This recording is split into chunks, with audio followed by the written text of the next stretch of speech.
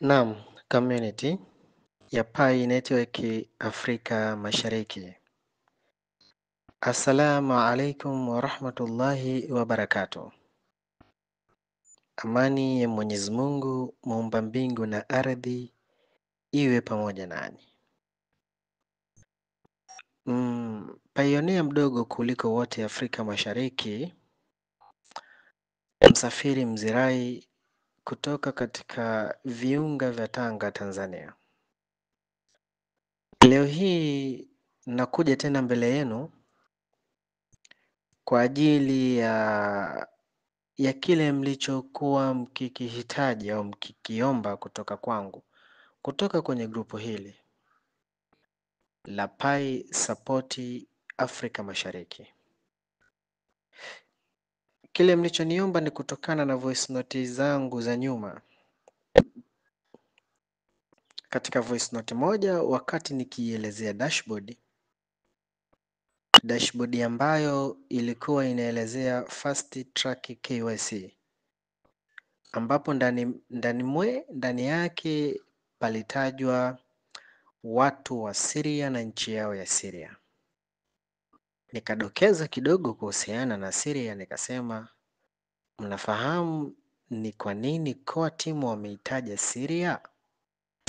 Je, ulishawahi kusikia wapi core team wakiizungumzia nchi kama nchi kwa kuitaja jina? Tanzania, Kenya, Uganda, Malawi, Mozambiki, Singapore, Marekani, nje ya mradi wao wakaitaja kwa jina. Yaani badala ya kuwataja pioneer wakawataja kwa ubini wa nchi yao, kama vile walivyotajwa Syrian, yaani watu wa Syria, na ikatajwa na Syria kama vile pioneer wa Tanzania au pioneer wa dunia nzima. Tunatajwa tu kwa jina la pioneer, tunatajwa kama community. Lakini hawa wenzetu wana uspecial gani mpaka wakatajwa kwa jina Syrian na nchi yao ikatajwa Syria? Sasa niliahidi kwamba nitaelezea nini kuhusiana na Syria, lakini sikupata huo wasaa. Kwa mkahitaji mara nyingi kiongozi Syria, pioneer mdogo ulisema Syria, Syria. Sasa hebu tuizungumzie kidogo kuhusiana na hiyo Syria. Ina mambo mengi sana, lakini mimi nitayataja kwa uchache yale ambayo nimeona ni muhimu kuwafikishia ili tuunganishe doti. Lengo la kuitaja Syria, kukuelezeeni kuhusiana na Syria, si tu mwijue historia ya Syria, lakini tuifahamu Syria na mradi wa Pi Network, au Syria na Marekani, au mradi wa Pi na Marekani. Kwa hapa kuna vitu vikuu vitatu: kuna Syria, kuna Marekani na kuna mradi wa Pi Network. Hizi doti tatu nitajaribu kutaka kuziunganisha kwenu. Kwa hivyo voice note hii inaweza ikawa na muendelezo wa voice makala ya kwanza, ya pili, ya tatu, ili kufupisha zisiwe ndefu. Kwa hiyo nitaanza na kuifahamu kwanza Syria. Who is Amanda? Sio Amanda. Who is a Syria? Ni nani Msyria au ni nani Syria? Ina nini hasa Syria? Ina special gani Syria? Naam, Syria kwanza ni nchi ambayo ni nchi kubwa sana katika historia, katika geography, sawa, katika ile geographical, katika masuala ya kijiografia ya dunia, muundo wa dunia ulivyopangiliwa kwa nchi. Syria ni nchi moja muhimu sana na kubwa. Syria ni nchi ambayo ina historia pia sana katika vitu vingi, kwa tutajaribu kuvigusia. Kwanza Syria ndiyo nchi iliyokuwepo katikati mwa dunia. Picha linaanzia hapo kwanza, yaani picha linaanza Syria ndiyo nchi ambayo ipo katikati ya dunia. Yaani utakapozungumzia center of the world, basi utaitaja Syria, au kama ni kitovu cha dunia, kitovu chake, basi utaitaja Syria. Sawa? Kwa sababu hiyo pekee moja, kwanza sababu ziko nyingi. Sababu hiyo miongoni mwa hii ikawa Syria ni nchi muhimu sana katika dunia. Mfano Tanzania. Tanzania tuna mji mkuu na tuna makao makuu ya nchi. Tuna mji mkuu wa nchi ambao ni Dar es Salaam na tuna makao makuu ya nchi ambayo ni Dodoma. Sasa hii Dodoma haijawa tu Dodoma, ina sababu zake makao makuu kuwekwa Dodoma, ambao miongoni mwa sababu ni kwa sababu ndio mkoa uliokuwepo katikati mwa Tanzania. Kwa ukitaka kwenda mashariki mwa Tanzania, basi starting point nzuri ya kufikia ni Dodoma. Ukitaka kwenda magharibi, ukitaka kwenda kaskazini, ukitaka kwenda kusini, basi rahisi mtu wa kusini kufika haraka Dodoma, ni rahisi mtu wa magharibi kufika haraka Dodoma. Dodoma. Ndio maana Dodoma ikawa ni makao makuu ya nchi na Bunge la Jamhuri ya Muungano wa Tanzania likajengwa Dodoma, kwa sababu Dodoma ndio mji ambao unaonekana upo katikati mwa Tanzania.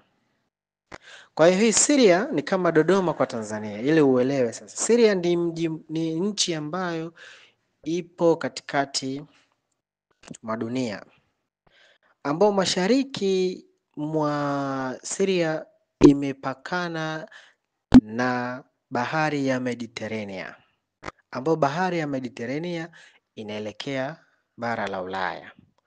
Kwa kifupi, Syria imepakana na Ulaya kupitia bahari ya Mediterania. Kwa hiyo imepakana na bara la Ulaya. Kaskazini pia mwa Syria imepakana na Asia kupitia katika hizi nchi za Arabia. Sawa? Imepakana pia na Asia, japokuwa yenyewe Syria ipo Asia. Alafu pia imepakana na Afrika ya Kaskazini ambao ni Misri. Kwa Syria nayo imepakana pia na Misri. Kwa hiyo Syria imepakana na mabara matatu kwa pamoja, ambao imepakana na Europe, Ulaya, imepakana na Asia, imepakana na Afrika. Kwa hiyo kijiografia Syria ni kiunganishi cha mabara matatu. Tunaelewana? Kwa hiyo kijiografia hapa naizungumzia sasa hii Syria kijiografia imepakana na mabara matatu. Ndio maana Warumi wa kale waliita eneo hilo ni crossroad of civilization, kwamba ndiyo barabara kuu au ndiyo njia panda ya kuelekea ustaarabu. Kwa wale Warumi wa kale walikuwa wanaizingatia Syria kama ndiyo njia panda ya kuelekea katika mataifa au katika ile miji ambayo inaonekana ndio ya ustaarabu, kwa sababu ustaarabu wa kwanza wa dunia ulianza katika mito ya Tigris na mito ya Euphrates, ambayo hii mito ya Euphrates iko Iraq, ambayo mito hii inatiririsha maji yake inafika mpaka Syria. Kwa hiyo ilikuwa kuelekea katika ile miji ambayo ilionekana ni miji iliyostaarabika, ambao watu walianza kupata ustaarabu wakiwa wanazungumzia kuhusiana na vyakula, mavazi, dini, elimu, miundombinu. Sawa, masuala ya miundombinu hapa walikuwa inazungumziwa. Sasa ili kufikia huko, basi njia ya urahisi kabisa ilikuwa Syria. Sawa. Kwa hiyo Syria ikawa lango kuu la kuingia katika ustaarabu, ambayo waliita ni gateway of civilization. Pia sababu nyingine ya umuhimu wa hii Syria, ukitoa jiografia, ukitoa kuwa ni gateway of civilization, pia Syria ndiyo njia kuu ya kale ya kibiashara. Njia kuu ya kale ya zamani sana ya kibiashara ilikuwa ni Syria. Wakati wa zama za kale, barabara ya biashara ya Silk Road kutoka China kuelekea Ulaya ilipita Syria. Kwa zamani China wakati inapeleka biashara Ulaya kupitia Mediterranean, ilikuwa inapitia wapi? Ilikuwa inapitia Syria. Kwa hii Syria ndio ilikuwa njia kuu ya nini? Ya biashara ya kale. Pia barabara ilikuwa inaitwa ni Silk Road kutoka China kuelekea Ulaya. Pia biashara ya mafuta ya kisasa tunavyozungumzia sasa hivi, sasa hivi, barabara kuu ya mafuta ya kisasa, hiyo ni pipeline, imepita Syria. Kwa haya mafuta unaouziwa wewe, unaoyaona wewe, ukitoa mafuta ambao wanaochimba Urusi, Russia, ukiyatoa hayo mengine, basi njia yao kuu inapitia wapi? Inapitia Syria. Pia barabara ya mafuta ya kisasa imepita wapi? Imepita Syria. Nchi hii imeunganisha bahari ya Hindi pia na bahari ya Mediterranean. Kwa hiyo ikawa ni rahisi kuzielekea nchi nyingi duniani kwa kupitia bahari. Kama tunavyojua leo hii sisi, ili kusafirisha mizigo yetu hizi ambazo wanatumia hizi cargos, iwe ni meli au ni sana sana meli, huwa wanatumia bahari, ndio inatumika sana kusafirisha mizigo mingi mikubwa kutoka nchi moja kwenda nchi nyingine, au kutoka bara moja kwenda bara lingine. Kwa urahisi zaidi tunatumia bahari. Kwa hiyo hii Syria bahati yake imeungana na bahari mbili, Baharaini yaltakiani. Bahari mbili zinakutana katika nchi ya Syria ambayo ni Indian Ocean na Mediterranean Ocean. Tunaelewana? Kwa hiyo sasa kihistoria, Syria imekuwa ni the heart between East and West. Imekuwa ni moyo kati ya mashariki na magharibi. Ukitaka kwenda mashariki kwa urahisi ni Syria. Ukitaka kwenda magharibi kwa urahisi tangia zamani ni Syria. Kwa sababu huyu ndio kiunganishi. Tunaelewana? Pia tukija kwenye ramani sasa ya dunia, ambayo hata wewe unaweza ukaichunguza ramani yako ya dunia, mstari wa longitude wa nyuzi 36 east, yani mashariki, na latitude ya nyuzi 34 west north, ambao ni magharibi, na kaskazini, unapita katikati ya Syria karibu na mji wa Homs. Kwa hiyo ule mstari wa latitude na longitude, nyuzi zake zimepita katika mji wa Homs katika nchi ya Syria. Kwa pia katika ramani ya dunia, ili dunia igawanyike vizuri, basi mgawanyo wake unapita Syria. Hivyo basi, ndugu pioneer wa grupu hili unanisikiliza, Syria ni kitovu muhimu sana katika ulimwengu wa kijiografia ya dunia. Pia ni muhimu katika masuala ya kibiashara ya kale na ya kisasa, kwa sababu biashara kubwa duniani ambayo ndio ina drive biashara zote ni masuala ya mafuta. Mafuta yakipanda bei, basi biashara zote unazozifahamu wewe zinapanda bei. Mafuta yakishuka bei, biashara yoyote unayoifahamu wewe nayo inaweza ikashuka bei, kwa sababu mafuta ndiyo yanayoendesha uchumi wa dunia. Sasa haya mafuta, asilimia kubwa ya uchumi wake, njia yake ya kupitia ni Syria. Kwa hiyo atakayeweza kuidhibiti Syria, basi ameweza kudhibiti uchumi wa dunia.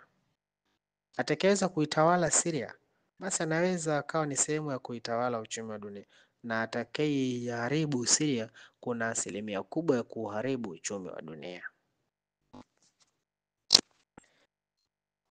Kwa sababu hii Syria pia katika nchi sasa tumeona imepakana na mabara. Nchi zilizopakana na Syria, Syria ipo kati ya Iraq, Jordan, Lebanon na Israeli. Na kijiografia iko katikati ya dunia ya kale pia na dunia ya sasa. Yaani dunia ya kale ilikuwa Syria ipo katikati, na dunia ya sasa hivi pia bado Syria inahesabika kijiografia ipo katikati mwa dunia. Sasa tunakuja, kwa nini Syria ni muhimu sana sana Syria mpaka ikaanza kutajwa na COATM. Marekani wakaleta chokochoko zao pale, kiasi kwamba hadi yale mataifa makubwa kama wa Russia, Marekani, Irani, Israeli, yote yanahusiana nayo moja kwa moja. Kivipi? Kwa nini Marekani na Syria? Kwa nini Urusi na Syria? Sawa, jibu lake inaweza kawa ni dogo au ni kubwa kama ifuatavyo. Kuna mambo makubwa matano ambayo nimepanga sasa kukuelezea kuhusiana na umuhimu wa Syria, ambalo jambo la kwanza tayari nimesha kuelezea ni swala la kijiografia. Sawa, kwamba ipoje kijiografia. Tuje haya mambo manne ambayo yanaipa umuhimu Syria. Kabla sasa hatujaingia kuangalia sasa Syria inahusikaje na mradi wa Pai au Syria inahusikaje na Marekani. Fuatana nami.